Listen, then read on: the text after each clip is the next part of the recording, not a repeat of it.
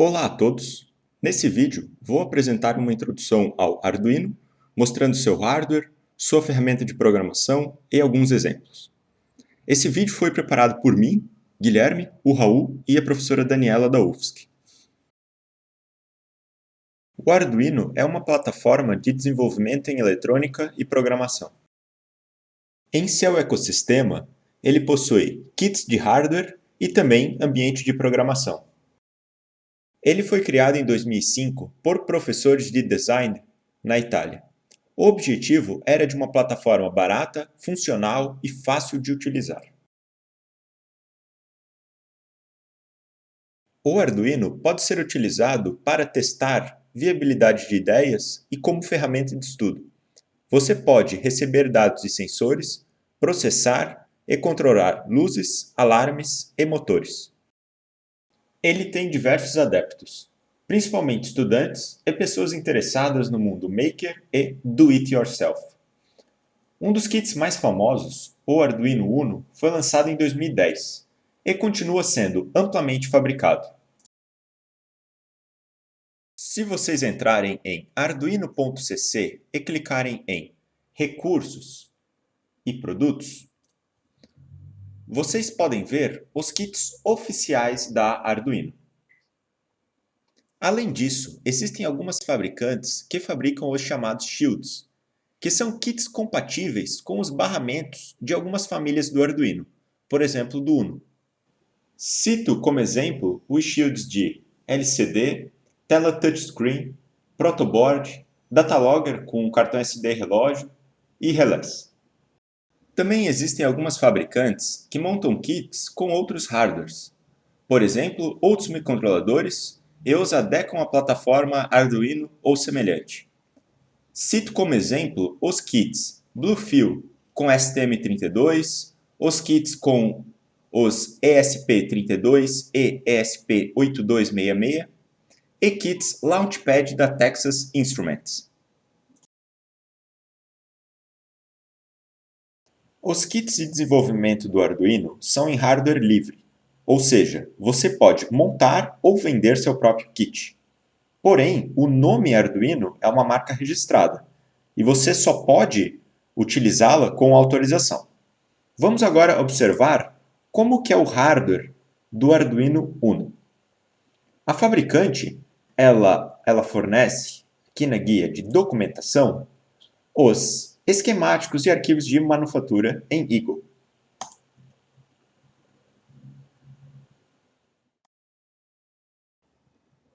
Aqui temos os dois arquivos abertos e uma foto do Arduino Uno. Em seu kit, ele possui um microcontrolador, reguladores internos e barras e pinos para entrada e saída de dados. O microcontrolador é um Atmega 328 e ele é conectado às barras de comunicação.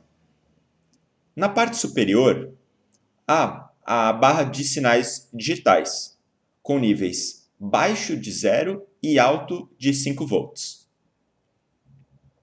Esses podem ser configurados para ser saída ou entrada de dados. E na parte inferior direita, há a entrada de sinais analógicos, que podem ter níveis de 0 até 5 volts. E na esquerda, há acesso às tensões disponíveis no kit. A fabricante ela recomenda que alimente esse kit pela USB ou pelo jack de energia com 9 volts. O kit possui reguladores para 5 volts, que é esse CI 1117, com proteção de polaridade reversa, que é esse diodo, e regulador para 3.3 volts, que é este outro CI. Observem que no kit há um segundo microcontrolador da Atmel. Esse segundo faz a comunicação USB para serial necessária para transferir o firmware, que é o código do microcontrolador principal. Aqui eu observo que em algum dos kits comprados na China, para redução de custos, é utilizado o microcontrolador em SMD e um CI de comunicação alternativo, que é esse CH340. Na prática, isso provavelmente não fará diferença para o seu projeto. Também observo que as configurações de amplificador operacional estudadas na disciplina de transitores aparecem aqui. Elas são montadas utilizando um LM358 com dois amplificadores internos. A primeira configuração é um comparador, que tem saída em alto quando a metade do valor de Vin é superior a 3.3 volts. Ou seja, quando Vin é superior a 6.6 volts, que é quando há uma fonte de energia conectada no jack. Se isso ocorre, esse MOSFET é acionado e conduz 5 volts para este outro terminal. E a segunda configuração é um seguidor de tensão, o buffer. E ele é utilizado para não extrair potência do terminal SCK do microcontrolador, que é o terminal D13 do kit. Esse terminal D13 ele já está conectado a esse LED através desse buffer, e esse LED pode ser utilizado para o seu projeto. Por último, o clock do microcontrolador principal é dado por esse oscilador externo, e o clock do microcontrolador da gravação do firmware por esse outro.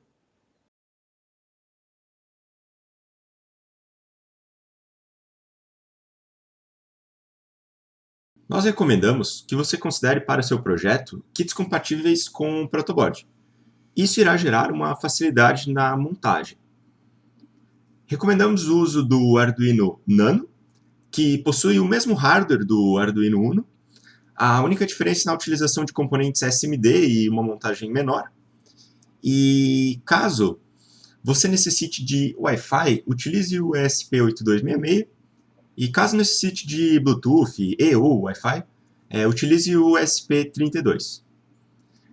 Ressaltamos que os kits com microcontroladores ESPs são muito mais modernos e vêm substituindo os kits Arduino com microcontroladores Atmega, que é o caso do Arduino Uno e Nano, desde 2015. O ambiente de desenvolvimento integrado da Arduino, ou Arduino IDE, é o ambiente para escrever e fazer uploads dos seus programas. Ele também possui ferramentas básicas para receber e exibir dados. Você deve baixá-lo do site da Arduino e instalá-lo. Existem versões para Windows, Linux e macOS. Após instalado, você pode conectar o Arduino ao computador com o cabo USB e você pode verificar se tudo deu certo, checando se o Arduino está disponível na guia de portas em ferramentas. O instalador já contém os drivers necessários para a comunicação USB. Vamos então a um exemplo de um primeiro código básico para o Arduino. Nesse código nós vamos piscar o LED 13, que é aquele LED disponível no kit. Vamos começar aqui colocando um cabeçalho. Para isso, nós podemos utilizar esta estrutura para comentários de várias linhas. Quando vocês abrirem a Arduino IDE, automaticamente vocês terão essas duas funções, setup e loop. A função setup, ela contém as declarações das funções de cada pino. Ou seja, o que é entrada e o que é saída. Para nós especificarmos que algum pino é uma entrada ou uma saída, um pino digital, nós devemos utilizar esta função pinMode.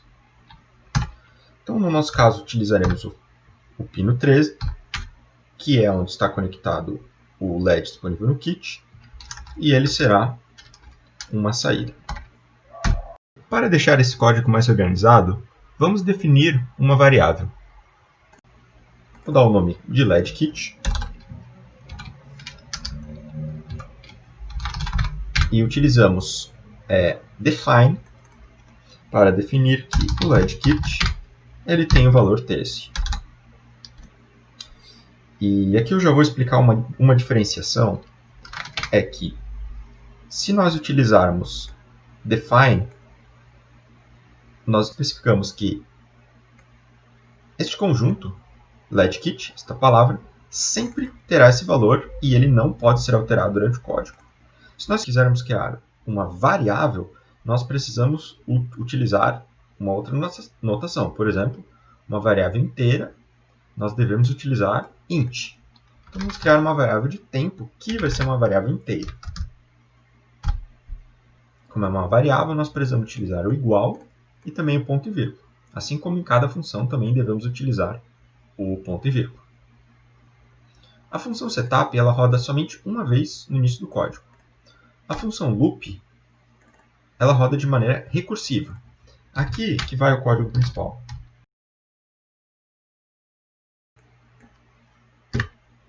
Como nós queremos acender e apagar um determinado LED, nós necessitamos utilizar a função digitalWrite, que é a função de escrita de pinos digitais.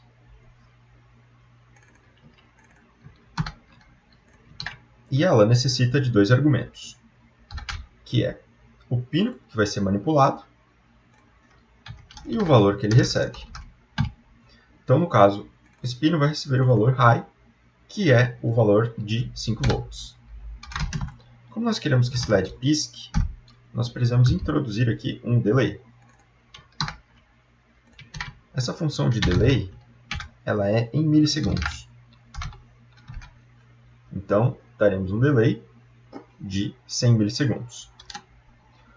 Ok, se nós tivermos o código desta forma, nós entraremos na função loop, iremos ligar o LED, valor de 5 volts na porta 13, teremos o delay. Como não existem mais funções, e essa função ela roda em loop, ela irá retornar para a linha 1 e rodar novamente essa linha. Só que nós já temos um LED ligado.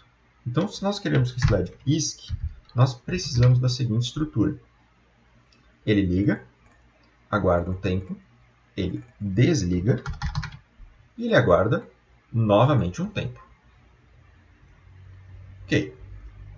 Nós temos um código já aqui que é funcional. Nós podemos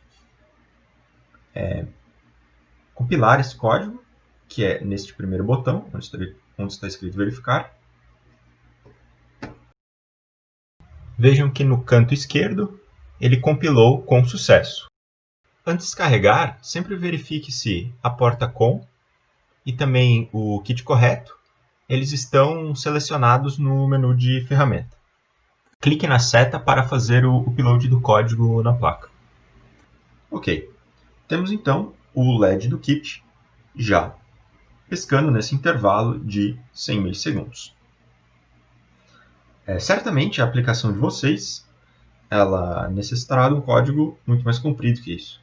E para vocês criarem uma organização do código, e como essa é uma linguagem estruturada, então as funções elas se comunicam por meio de variáveis, e é importante que existam as funções, vocês podem criar uma função que deve ser abaixo aqui da função loop.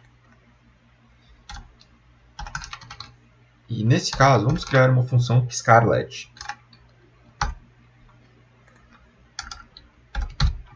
Ok.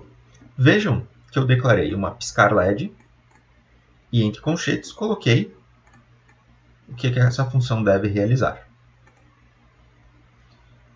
Dentro do parênteses vai o conteúdo que essa função recebe. Nesse caso, ela não recebe nada. E na frente da função vai a saída dela. Nesse caso, vou colocar void, que não há nenhum tipo de saída, não há nenhuma variável que é retornada aqui para a função de loop. E dessa maneira, nós podemos utilizar somente esta linha para realizar toda essa rotina. E assim o código fica muito mais organizado. Podemos novamente verificar e carregar esse código na placa. Se nós quiséssemos inserir um valor nessa função, nós poderíamos fazer da seguinte forma: piscar LED do kit. Então, a função piscar LED irá receber um valor. Nesse caso, como é um número inteiro, eu vou colocar int porta, certo? E é esse valor porta que a função piscar LED vai manipular internamente. E a função porta, aliás, a variável porta já é declarada aqui, ela não é uma variável global. As variáveis globais elas devem estar aqui em cima. O código compila e podemos carregar novamente para a placa. Isso é muito interessante se, por exemplo, nós tivéssemos um outro LED. Então, supondo um LED externo conectado na porta 12. Então, nós temos de uma maneira bem limpa e econômica aqui em relação às linhas, dois LEDs piscando. E aqui no caso, eles vão estar piscando em tempos alternados, né? Porque como a função loop ela roda de linha a linha, então ela entrará na função de piscar LED, vai executar essas 4 linhas. Então, no final desta função, o LED kit permanecerá desligado, e daí entrará na função de piscar o LED externo, que depois ele permanece desligado, e daí novamente voltamos para o LED kit.